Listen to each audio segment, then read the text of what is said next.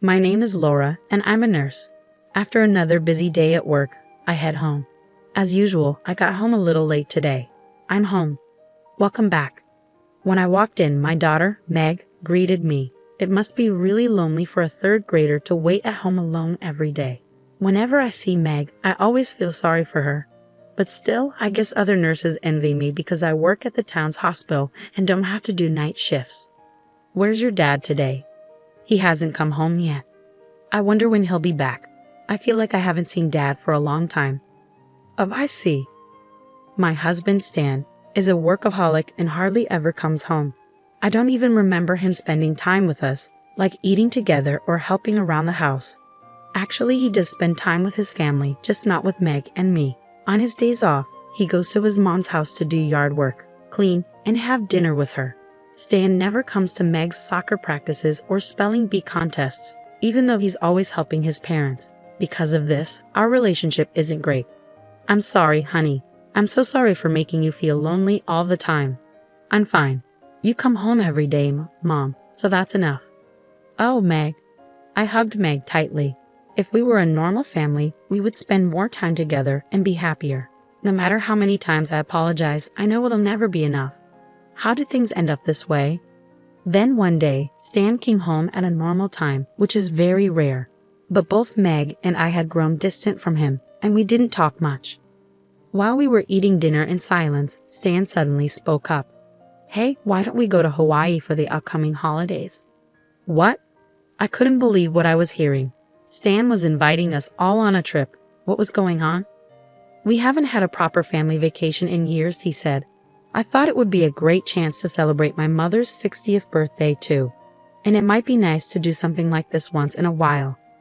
He was putting his mother first again, and I was fed up. But when Meg heard about Hawaii, she got excited. We can go to Hawaii. I want to go. I really want to go. Meg was thrilled, and I understood why. This would be her first trip to Hawaii. But I wasn't sure I could enjoy a family trip after all these years, especially with Kate, my mother-in-law. If Stan wanted to celebrate Kate's 60th birthday, he should have told me about it sooner. Still, since Meg was so excited, I felt it wouldn't be right to refuse. All right, I guess so. It's been a while since we've all been together as a family, so let's go, I said, nodding my head. On the day of the trip, Stan and I had to work, so we planned to meet at the airport. That day, my work was unexpectedly busy, and I ended up running very late. After finishing work, I hurried to the airport with Meg. After taking the bus, we finally arrived, but then something surprising happened. They're not here. Stan and Kate were nowhere to be found. I searched the airport, but they were nowhere in sight. Where did they go? I didn't get any calls from them, so I tried calling both Stan and Kate. The number you have dialed is either not powered on right now or has no signal. I kept hearing this message. Feeling desperate, I asked the airline staff at the reception desk for help. One of the staff members then asked me, Are you Miss Laura Martin? Excuse me? Yes. I was puzzled about how the staff knew my name, but then they handed me a piece of paper. I was asked to give this to you. A paper? I was shocked by what was written on it. I couldn't wait any longer. It'll just be the two of us going on this trip. Stan, if you can't be on time, then we won't take you. Why don't you just camp out somewhere around here? Bye, Kate. What is this? Mom, what's wrong? As I fumed with anger, Meg looked at me anxiously. Oh no, it's nothing. It looks like your dad and Grandma went ahead without us. I'm sorry. So we can't go to Hawaii? Yes, we can. We can catch up with them on another flight. I tried to sound positive, but honestly, we didn't have enough money for another flight. What was I going to do? While I was trying to figure things out, an old man walking in front of me suddenly collapsed. I wasn't sure what was happening, but my years of being a nurse kicked in, and I moved quickly. Are you okay? I checked the old man's breathing, but it had stopped. Oh my God. I quickly turned him onto his side and cleared his airway. I found something stuck in his mouth, probably part of his vomit, which was blocking his breathing. Please, someone call an ambulance. I shouted for help and began first aid. When the ambulance arrived, the old man was taken to the emergency room, where he soon regained consciousness. Was it you who saved me? Yes. I just did a basic procedure. That's not true. Thank you so much. I thought I was going to die. He was alert enough to talk, and it seemed there were no serious heart or organ problems. You saved my life. Please let me thank you, James. Oh, no need to thank me. I just did what anyone would do. By the way, were you traveling somewhere? Oh yes, I was supposed to go to Hawaii with my daughter, but we missed our flight. Oh no, that's awful. I feel terrible about this. I quickly waved my hand to reassure him. Oh no, we were already running late, and I wouldn't have made it on time because of my work anyway. You didn't do anything wrong. I was just thinking we might go home, I said with a sigh and a laugh. But James looked at me and said, That's a shame. Your daughter must have been looking forward to it. Why don't we just buy another ticket? Well, I'm a bit embarrassed to say this, but we don't have enough money right now. When I said this with a sad look, James nodded thoughtfully. Okay then, as a way to thank you, I'll buy both of you the tickets. That should solve the problem, right? Oh, no, I'm sorry for the trouble. It's completely okay. Hey you. James called out to a female staff member walking by. He then borrowed a cell phone and made a call. Oh, can I speak with you for a moment? James talked on the phone for a few minutes before hanging up. Oh, really, we're fine, so you don't have to worry about it. If I don't thank you somehow, I won't be able to rest easy, James said. At that moment, the paper fell out of my pocket. Thanks to James, we managed to get on the plane. To my surprise, he had bought us expensive business class tickets. His kindness allowed Meg and me to enjoy a very comfortable flight, and we arrived in Hawaii safely. But now I had one problem. I hadn't asked Stan and Kate which hotel they were staying at. Hello, are you Laura and Meg? A man called out to us. Yes, that's right. But, nice to meet you. When I wondered how the man knew my and my daughter's names, he handed me his business card. It had the name of a well-known logistics company that even I recognized. I heard about you from the chairman of our company. Thank you very much for that. The elderly man you helped at the airport is the chairman of our company. Oh, really? I was shocked to learn that James, who we met at the airport, was the chairman of a major company. We will take you both to your hotel on the chairman's orders. Please enjoy your trip to Hawaii, he said as he led us to a black limousine. I had never been in a car like that before. Wow, it's amazing, Meg exclaimed, thrilled to ride in a luxurious limousine for the first time. I made sure my shoes were clean before getting in. The view of Hawaii from the windows was stunning. It felt like an endless summer. At one point, I was worried we wouldn't make it, but I was so relieved that we did. Meg was glued to the window, taking in the sights. When we arrived at a huge, luxurious hotel, I suddenly realized something important. Oh no, I didn't book a room, I whispered to myself. Oh, please don't worry. We've already reserved a room on the top floor, the man said after hearing my quiet concern. But I don't have enough money for this. You don't need to pay anything.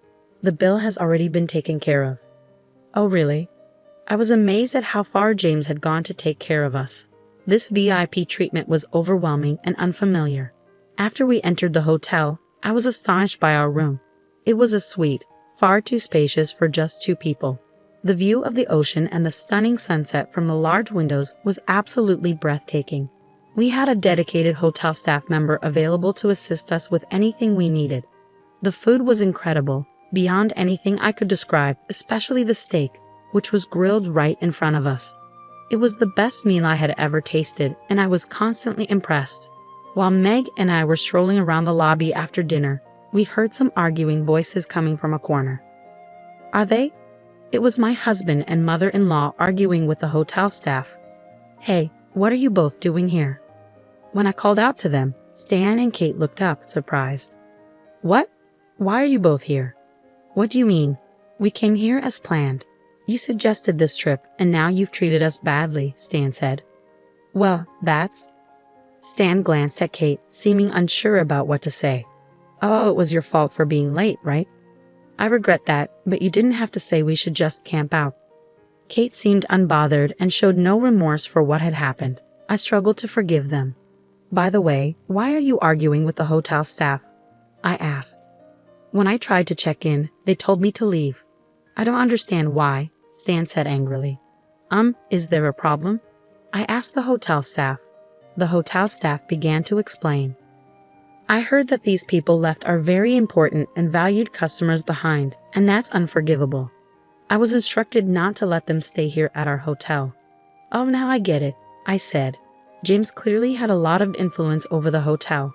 The chairman of a major company is indeed someone you don't want to upset. What does he mean by that? Oh, it's a long story, but basically, he can't forgive you both for leaving Meg and me behind. Stan and Kate looked very confused. How does someone from this hotel know about that? Well, I understand why Stan is asking, but given the situation, I'm not surprised. In fact, I think Stan and Kate are getting exactly what they deserve, I said. Do you know this person? I asked, showing them the business card from the man who guided us from the airport. This is a business card from a major client of ours. Stan's face turned pale as he took the card with trembling hands. Kate's face also went white with shock. You don't mean to say you know the chairman of this company, do you? Of course I know him. He collapsed at the airport, so I helped him. He arranged our flight to Hawaii and even booked the hotel room for us. What? Kate collapsed and started shaking.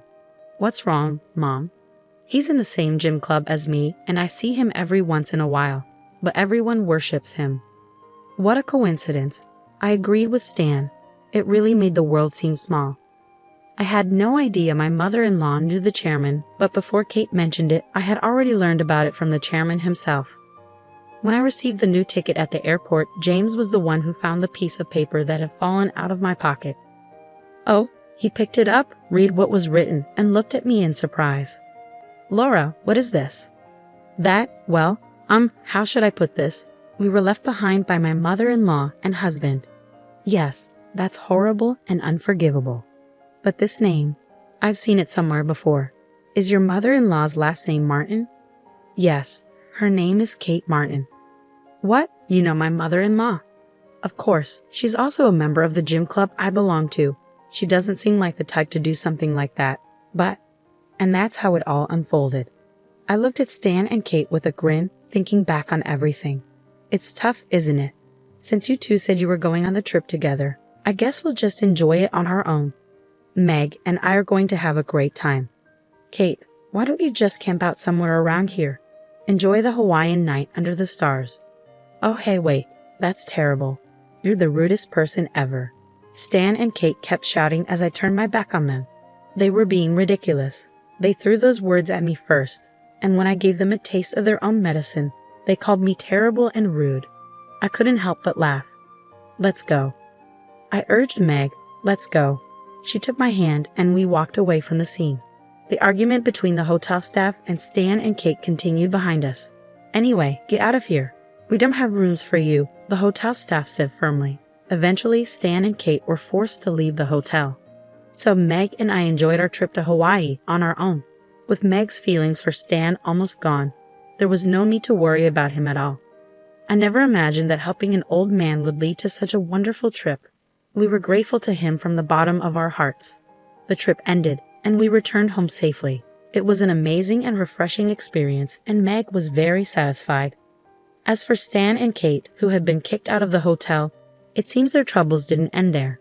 After returning from Hawaii, Stan came home exhausted and disheveled. It turned out that the chairman's instructions had been shared with all the hotels in Hawaii. They ended up having to camp out in the wild. Everything written on that paper came back to haunt them. Other difficulties soon followed for Stan and Kate. Stan was suddenly called into his boss's office and informed that the contract with James's company was about to be canceled. Kate faced cold treatment from the other gym club members and eventually left the club. She was practically expelled.